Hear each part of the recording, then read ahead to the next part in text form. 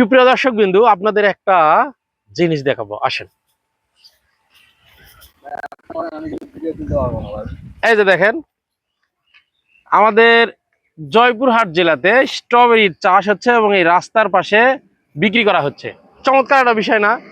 এখানে একটা দোকান না, আরো দোকান দিয়েছে এখানে।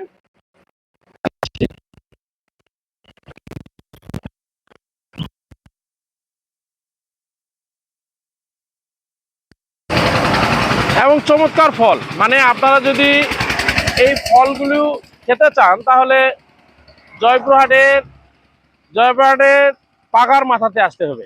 আর পাগার মাথাতে আসলে দেখেন এই মাঠ ভরা কিন্তু স্ট্রবেরির চাষাবাদ।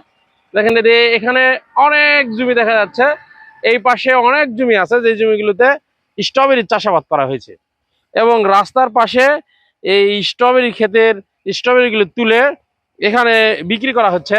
বিষয়টি কিন্তু আসলে চমৎকার, আমাদের জয়পুরহাটবাসীর জন্য এটা আসলে গর্বের বিষয়। ভাইরা দোকান দিছে, প্রত্যেক দিন এখানে বিক্রি করে। ভাইয়ের সাথে কিছু কথা বলবো। ভাই, আপনার প্রত্যেক দিন কতগুলো স্ট্রবেরি মানে ওঠে আপনার ফসলের থেকে?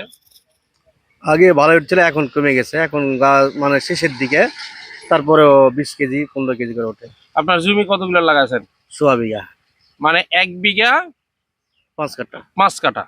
1 বিঘা 5 কাঠা জমিতে ওনার প্রত্যেক দিন 20 কেজি করে স্ট্রবেরি ওঠে এখন। ভাই, এখন মানে দাম কেমন পাচ্ছেন?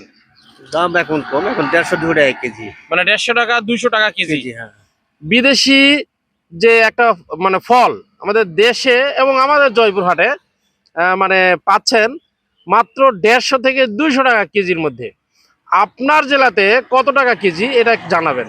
শুধু এখানেই বিক্রি হচ্ছে তেমন নয়, এই যে পাশে দেখতেছেন এই রাস্তার পুরা রাস্তাতে এইরকম ছোট ছোট দোকান নিয়ে বসে আছে ভাইরা, মানে স্ট্রবেরি বিক্রি করতেছে।